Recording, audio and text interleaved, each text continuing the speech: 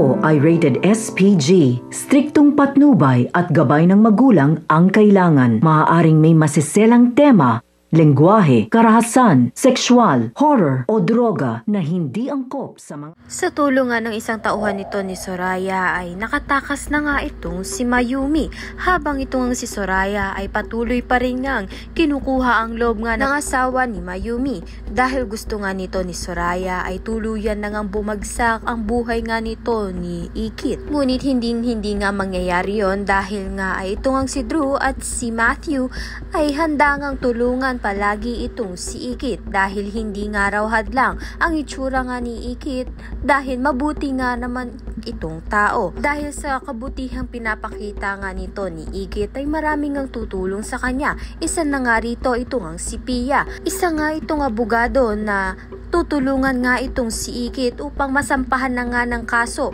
itong si Angela at Soraya. Kaya naman nga't ito na nga ang panahon para mapagbayaran na nga ni Soraya at ni Angela ang mga kasalanan ginawa nga nila nito dito kay Ikit. Saka ay magbabalik na nga itong si Mayumi dahil tuluyan na nga siyang nakatakas, at masusumbong na nga ni Mayumi ang ginawa nga sa kanya nito ni Soraya. Kaya naman nga palpak na naman nga ang masamang plano nito ni Soraya. Ayan, at iba pa ang dapat nating pakaabangan. Maraming salamat sa iyong panonood.